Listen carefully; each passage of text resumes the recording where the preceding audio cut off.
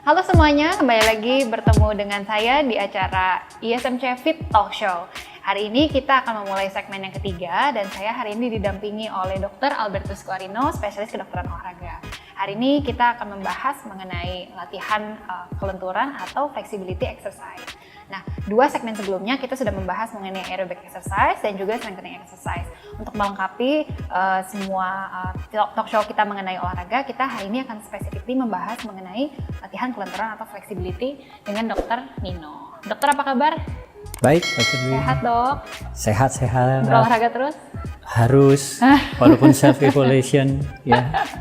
Ya, Dok, hari ini kita akan membahas mengenai latihan kelenturan atau flexibility exercise. Boleh dijelaskan, Dok, mengenai latihan kelenturan itu apa maksudnya dan juga tipe latihannya itu seperti apa?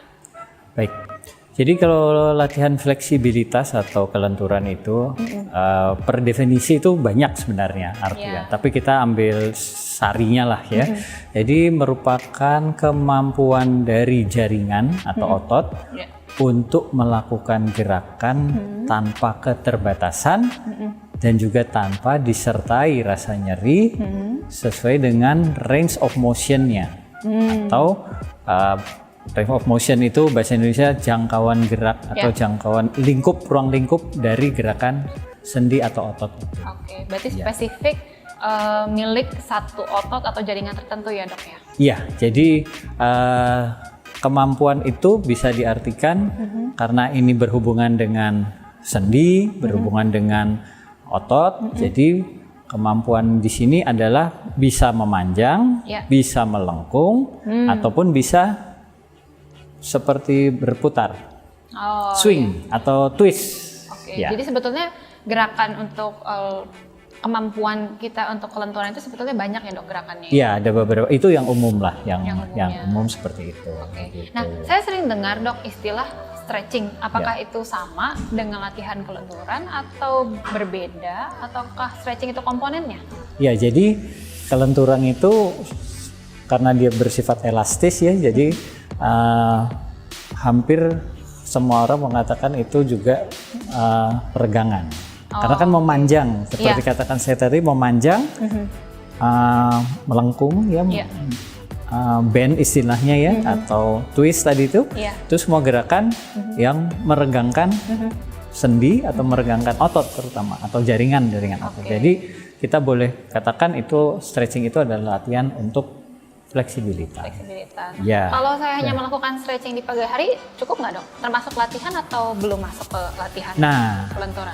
Nih, stretching itu ada beberapa, karena dia ada pembagiannya. Secara garis besar, dia ada static stretching dan dynamic stretching. Itu dari tipenya? Iya, tipenya itu dua bagian umum, dua bagian besar. Tapi ada lagi yang membaginya menjadi 4 bagian.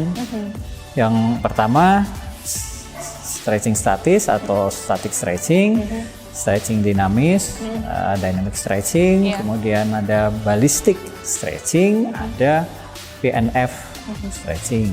Nah, ada juga pembagian setiap bagian itu seperti static stretching, ada yang aktif dan pasif. Kemudian ada dynamic itu juga aktif dan pasif. Sebenarnya sih sama aja itu pembagian yang seperti saya katakan 4 tadi itu. Jadi yang umum itu adalah 4 itu. Nah, boleh dijelaskan, Dok, untuk static stretching apabila dibagi aktif dan pasif itu seperti apa? Yang saya tahu static stretching itu gerakan sederhana seperti kita saat meregangkan lengan kita atau pada saat meregangkan kepala, itu seperti itu ya, Dok ya? Ya, jadi kalau yang umum memang aktif stretching, aktif static stretching. Ya. Itu kemampuan tadi itu, kemampuan sendi atau otot-otot besar melakukan gerakan tanpa ada bantuan dari orang lain, ya, dan gerakannya itu dia isometrik atau tegangan itu bisa bervariasi, tapi panjang otot tidak berubah. Itu static stretching, dia lebih ke isometrik. Kalau pasif, dia lebih banyak ada bantuan sih sebenarnya.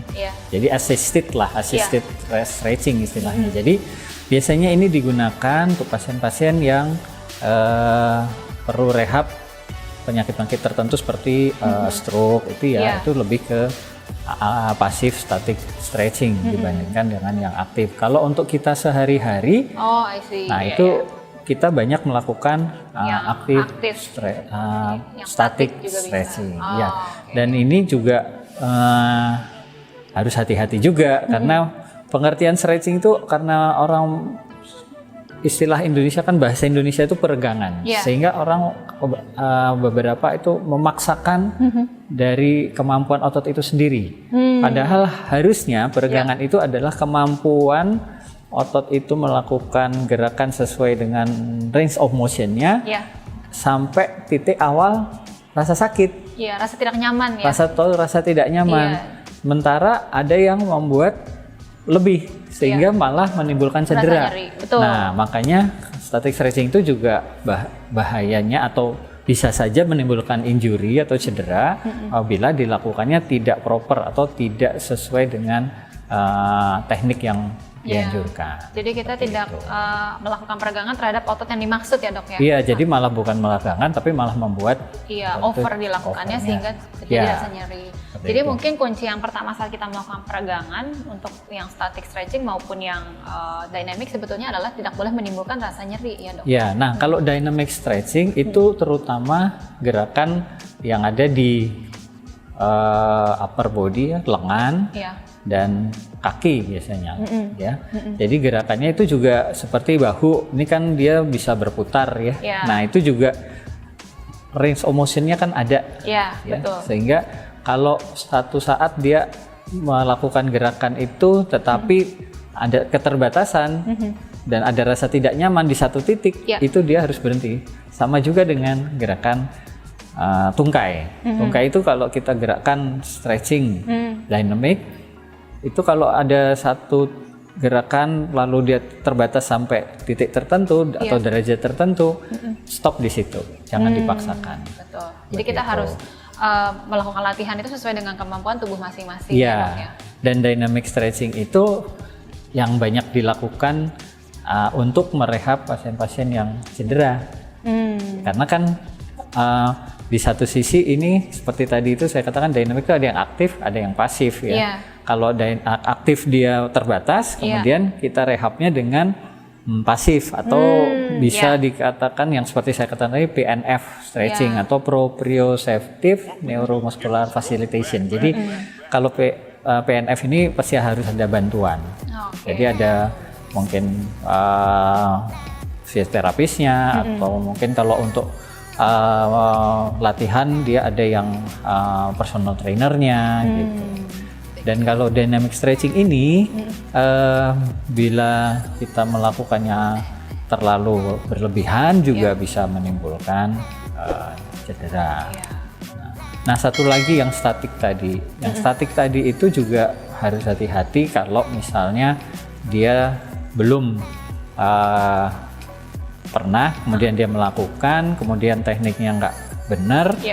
Itu pada pasien penyakit yang punya riwayat sakit jantung juga harus hati-hati karena akan meningkatkan denyut nadi. Karena kalau logikanya kalau kita memanjangkan otot dengan memaksakan, tentu akan ada effort. Sadar ya dok? Iya, kalau nggak sadar akan menimbulkan. Makanya tidak dianjurkan static stretching yang seperti ballistic gitu ya. Ballistic stretching itu dia memanfaatkan gerakan tubuh untuk melakukan gerakan yang berulang-ulang. Biasanya itu bentuknya seperti kalau kita statik itu kita membungkukkan badan, ya. Nah ini membungkukkan badan tapi diulang-ulang. Berkali-kali. Berkali-kali itu kan ada. Jadi pada saat kita melakukan ballistic stretching itu kan dia menggunakan momentum tubuh itu untuk melakukan stretch. Jadi pada saat turun, misalnya kita tadi bend badan ya melengkung ke bungkuk. Kalau balistik kan harus berulang-ulang. Iya, seperti beberapa gerakan yang dilakukan saat yoga ya dok ya? Iya, itu.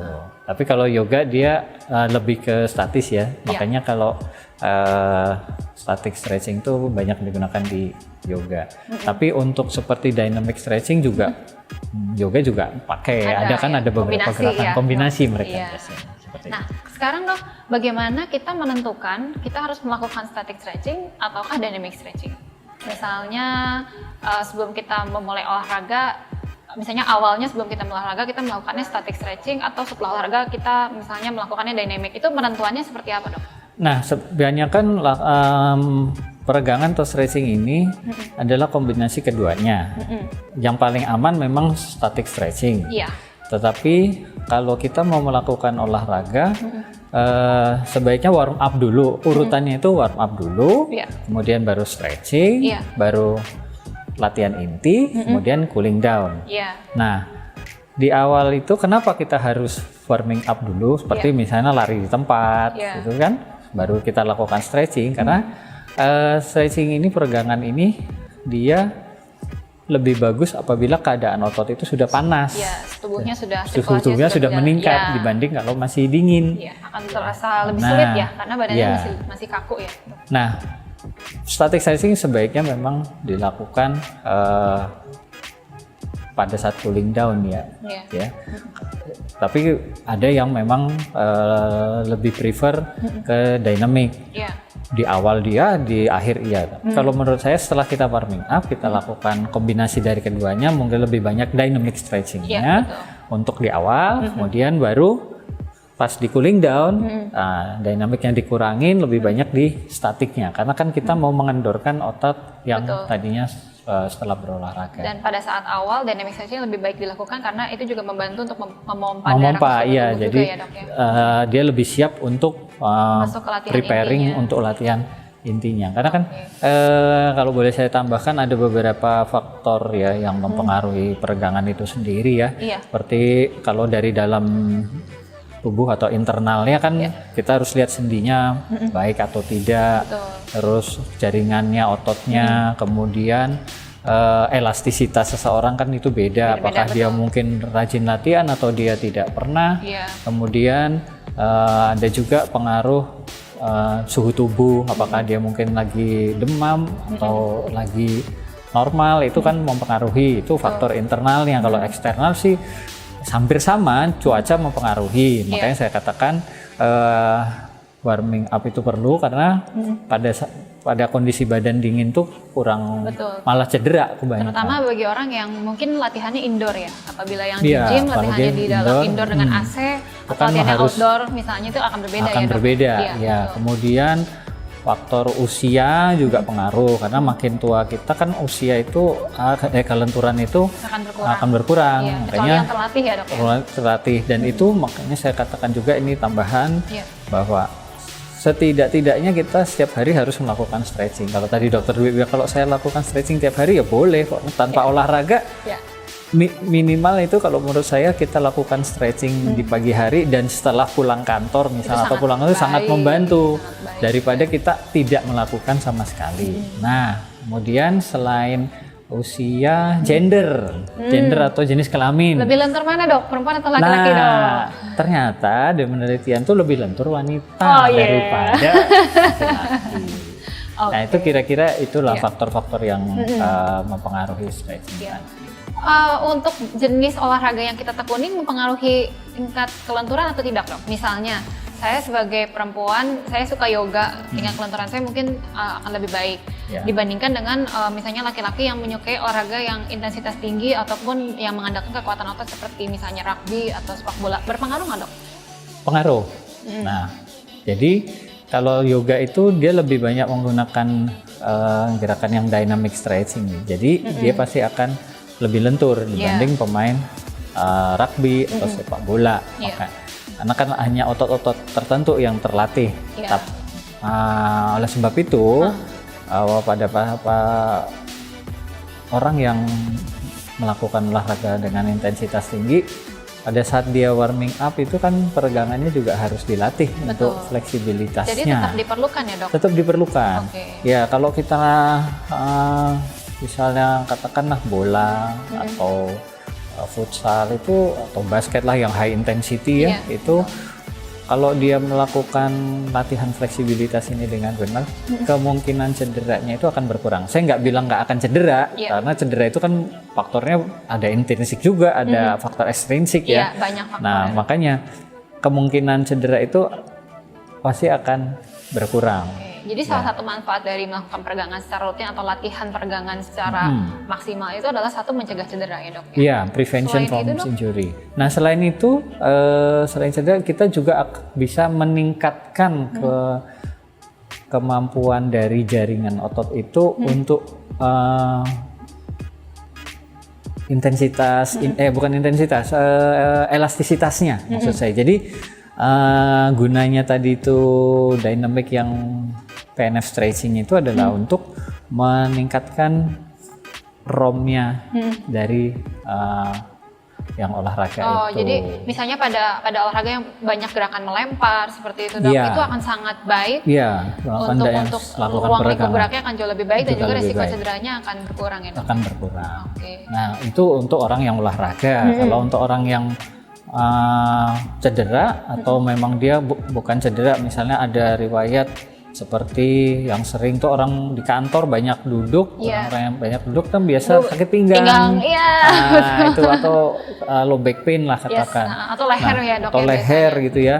Ini kita bicara di luar ada penyebab lain ya, faktor lain, misalnya kalau di leher ada yang pengapuran, Mungkin itu yang di luar kejepit itulah ya. syarafnya. Kita anggap ini orang yang normal tuh, yang umum tuh, yang sering Iya. itu adalah itu apa low back pain atau neck spasm ya, karena kebiasaan sehari-hari ya kebiasaan dok sehari dan berlama-lama, terlalu lama duduk ya. ya? Iya.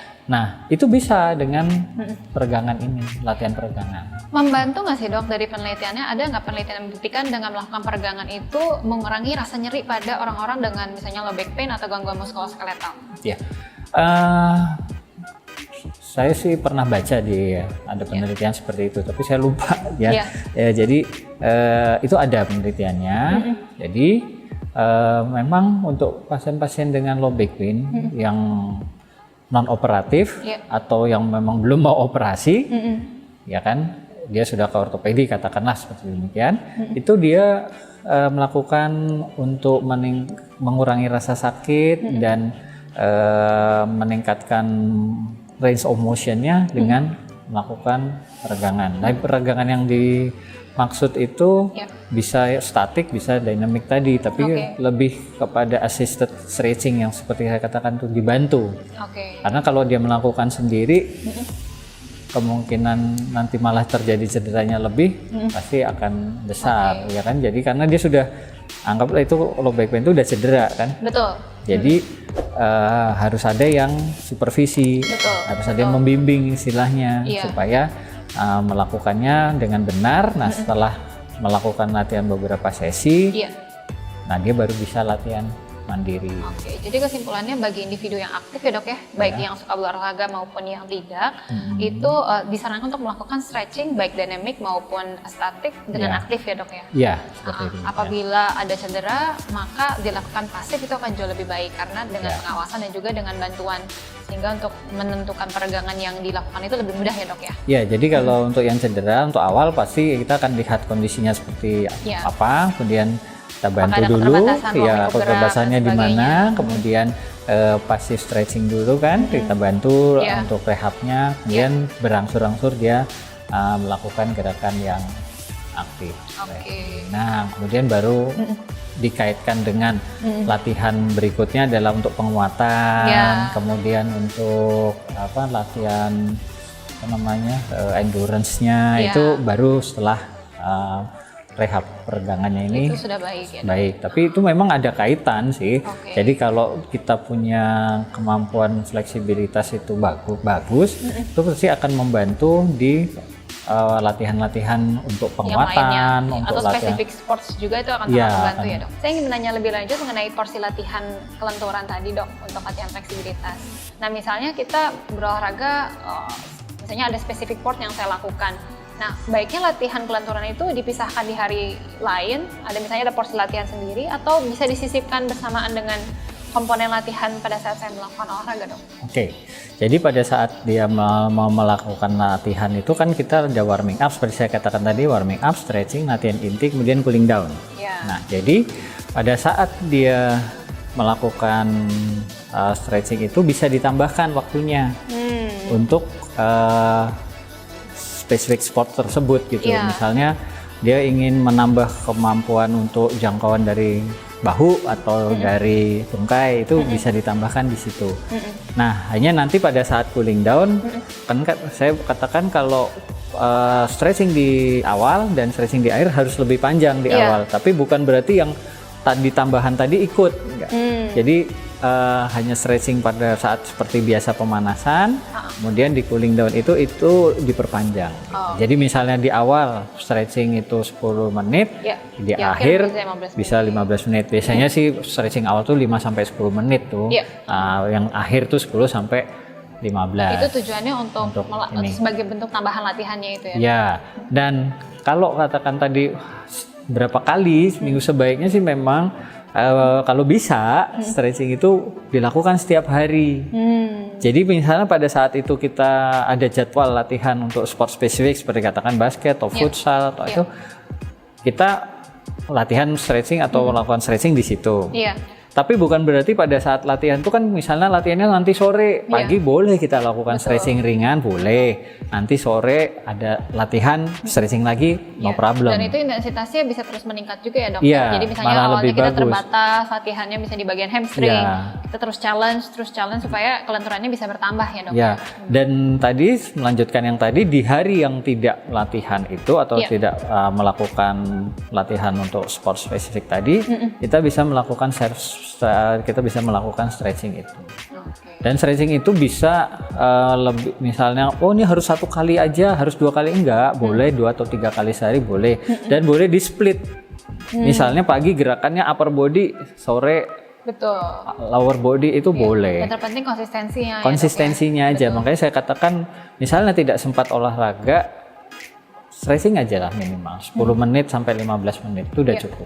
Jadi kalau PNF itu atau proprioceptive neuromuscular facilitation, jadi kita memfasilitasi otot dan saraf yang ada di situ. Jadi misalnya nih gerakan, ada satu perbatasan gerakan. Nah, kemudian si pasien atau penderita itu kita dudukkan, ini maksudnya kita suruh melakukan gerakan itu sampai sebatas mana, kemudian kita bantu dorong.